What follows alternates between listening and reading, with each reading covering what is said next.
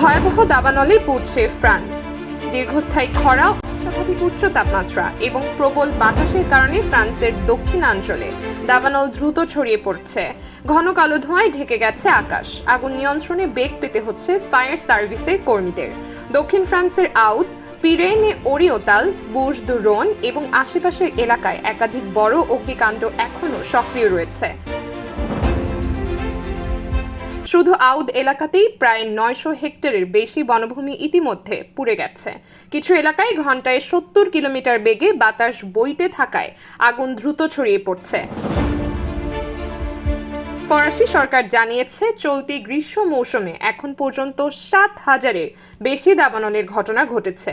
এতে 8,700 হেক্টরের বেশি বনভূমি পুড়ে গেছে। সাধারণত জুলাইয়ের শেষ দিকে দাবানলের মৌসুম তীব্র হলেও এবার তা আগেই শুরু হয়ে দীর্ঘস্থায়ী রূপ নিয়েছে। পরিস্থিতি নিয়ন্ত্রণে মাঠে কাজ করছেন প্রায় 2,000 দমকল কর্মী। তাদের সঙ্গে রয়েছে অগ্নি নির্বাপক বিমান, কানাডেয়ার উড়োজাহাজ ও হেলিকপ্টার।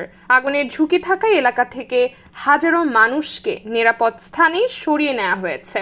কয়েকটি জায়গায় আবাসিক এলাকা, গুদাম ঘর, শিল্পাঞ্চল ও পর্যটন ক্যাম্প সাইট আগুনের হুমকির মুখে পড়েছে। কিছু অঞ্চলে পরিবহন ব্যবস্থা ব্যাহত হওয়ায় সাময়িকভাবে সড়ক ও বিমান চলাচল সীমিত করা হয়েছে। এদিকে তাপপ্রবাহের কারণে হাসপাতালগুলোতে রোগীর চাপ বেড়েছে। হিটস্ট্রোক, পানি শূন্যতা, শ্বাসকষ্ট ও হৃদরোগজনিত সমস্যায় আক্রান্ত রোগীর সংখ্যা বাড়ছে বলে স্বাস্থ্য বিভাগ জানিয়েছে। বিশেষ করে বয়স্ক জনগোষ্ঠী সবচেয়ে বেশি ঝুঁকিতে রয়েছে।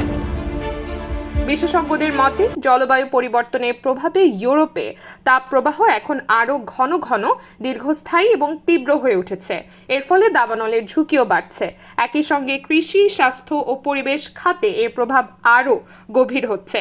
পরিস্থিতি মোকাবেলায় ফরাসি সরকার জরুরি বৈঠক করে বনাঞ্চলে সর্বোচ্চ সতর্কতা জারি রেখেছে।